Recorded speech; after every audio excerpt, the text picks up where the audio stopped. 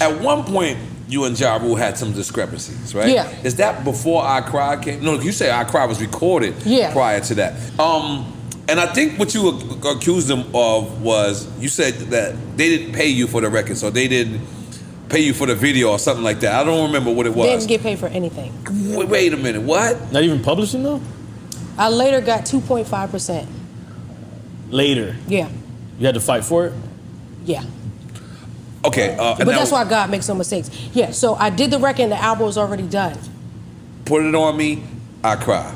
Okay. I Cry is cool. Okay. That I got my right percent. Okay. But Put It On Me winds up taking off. It had did so many weeks on 106 and Park at #1. Right. People were accusing, because they said Def Jam be paying for #1s, but they were like, no, we can't fake a #1 here, because you have to actually call in and they have to tally. Like with the radio station, when you get requests, you have to literally keep a log of it, or else you could get in trouble. I'm thinking, go ahead, pull your little I bit. was thinking like, ooh, this record been out, that check gonna be crazy. I'm gonna have a, as Martin would say, a woo woo woo woo. Woo woo woo. And when it wasn't a woo woo woo woo, I had began to inquire, and I'm just like, well, what's up? I didn't charge a fee for it. Right. I drove up there on my own dime, this and that. But what I see now is if you don't handle your admin, that's why I'm really strict. Right. And the label, well, the independent label that I'm with now, the Faculty Music Group, we're real strict. Like, we'll have the song, literally I have the song in my phone. Right. But until we get the clearances and the splits are agreed and all the paperwork is right,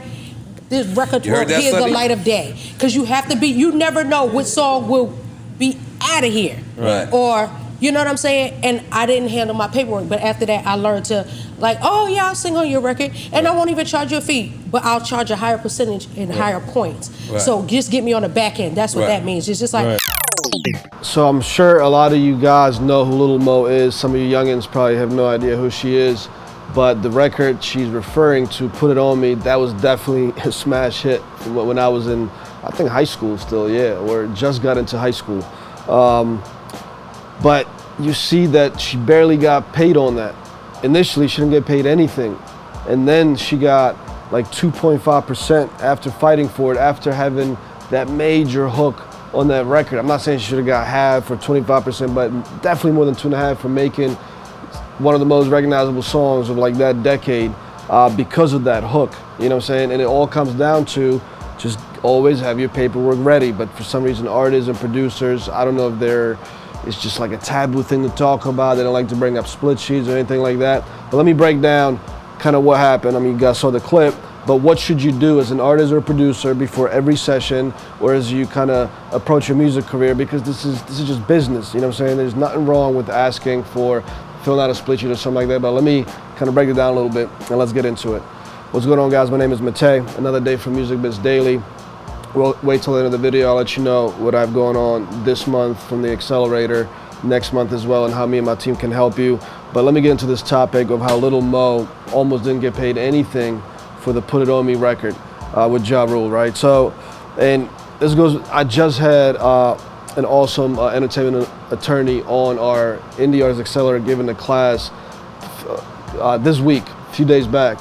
His name is Alonzo Alston, and this is some of the stuff we definitely talked about, which is split sheets, right? So if Little Mo or her manager, it really should have been her manager. That's a easy way for you artists and producers to sort of, you know, pass that. If you think it's taboo or, you know, it's too proper or you don't like to bring up contracts, you can pass that responsibility on to your manager and kind of act like, look, man, I'm just here trying to record. Let's get some business, talk to my manager, you know, he's gonna send you some stuff, but it needs to be filled out, whatever. But she could have done that, I guess she didn't. You know, she was getting started with her career as well, it's okay. Important thing is she learned. But the split sheet, so important. It's the simplest thing that you can kind of bring up or send through an email across before you get in the session, or as you get in the session, have your manager pop up and say, right after the session is done, before the song is released and the marketing starts and the video starts being recorded and all that, at least get stuff in the split sheet. I'm not saying it's a full production contract or a featured artist contract or, you know, whatever soundtrack contract, whatever, you know, the details will be at the end of the day and how everything will be accounted for and split and when royalties will start being paid out after expenses and whatever. That will be in the full contract, but at least the split sheet will define who owns what in terms of publishing, intellectual property, in terms of writers, singers, producers, sometimes even engineers will get on the split sheet because they're adding their creative juices to the song, and they're responsible for the way the final product comes out. And a lot of times they'll sort of co-produce or add a little bit of production value into an already existing produced beat, for example. But the split sheet is so simple. So simple. Again, either have your manager do it or just always have one. I mean, you can get split sheets, you can get these things on Google for free. You know what I'm saying? But just have something in writing that's in the email preferably, or have everybody fill out the thing, sign it, and again, have your manager send it. If you don't have a manager, man, just ask your cousin, be like, hey, can I use your email? Or just create an email that looks like a manager. You don't have to mention that he or she is coming to the session, and you simply, at some other point, either before the session preferably or right after the session, you just send an email from that other email, be like, hey, my manager should be contacting you with some symbol to fill out. Please get that done before we put out the song. You know what I'm saying? So that it's simple as that. It can't get any simpler than that, and it's one of the most simplest pieces of paperwork in the music industry, and you guys should be prepared to have that so there's no issues or complications down the line, because you would think that after she recorded the other smash hit with Ja Rule, whatever Rain song, it was top of my brain, but I can't remember it. But she thought that because that was taken care of properly, however that was taken care of, whether it was her manager or not, that this new record also would have been fine. And little did she know, she's on MTV, TRL, the record is top 1 everywhere. They shot a video, she didn't get paid for that. She mentioned that she drove and paid her own way to the video shoot, basically acted independent on that particular project, and she had to fight just to get 2.5% publishing later down the line.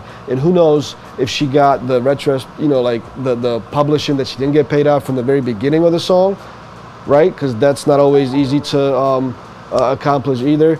And she talks about in the interview with Nori and Drink Champs that, that was a major lesson learned. And look, sometimes you gotta fall flat on your face and learn that lesson personally. But hopefully it's not gonna be on a smash hit record like that one. Hopefully it's on a smaller record that you learn on, if you have to do it that way. But hopefully you just listen to what I'm saying or consult the lawyer, get that damn split sheet and use that for every session that you go into. And that's it. It doesn't get any simpler than that. So I'm gonna leave you with that. If you guys wanna know how me and my team can help you get your career to the next level, definitely make sure you follow me on Instagram. Make sure you hit the link in the bio of my Instagram and check out the Indie Artist Accelerator, because again, if you were in that program, in that community basically, just this week we had a lawyer come on that would explain a lot of and that was just a small segment of the class that we discussed. There was so many other gems dropped around legal for producers, artists, things like that. So, consider joining it. But also make sure you check me out weekly on Twitch on Monday evenings on his show, on Clinton Sparks' show, Win Big with Clinton Sparks. We have a segment called Music Biz Weekly where we talk about music business news, legal stuff, new technologies coming out in the industry. All this, you're going to learn a lot, put it that way. Also, next month in August, I have my accountant come in to the Indie Artist Accelerator and doing a full class specifically for music artists, producers, label owners, studio owners, engineers, because they're all slightly different. That's something you don't want to miss, because that's important if you want to not pay too much in taxes, or just put it this way, to properly account for your expenses in your business. That's crucial. I'm also going to be in Atlanta on the 1st, 2nd, 3rd, and 4th for a tour that one of our clients is having. Can't wait for that. Also going to be meeting with some industry people. So maybe if you guys live in Atlanta, there's a possibility we can meet up. And if you're watching me on YouTube, make sure you continue to support my channel, give me feedback, like or dislike, let me know in the comments what other videos you would like me to do, or what other topics you would like me to do videos on. And for that reason, make sure you subscribe, make sure you hit that notification icon, so that way if I do respond to your request for a video, you get notified when I drop that video. And that's it. As always, I'll see you guys tomorrow for another day of Music Biz Daily. Until then, peace.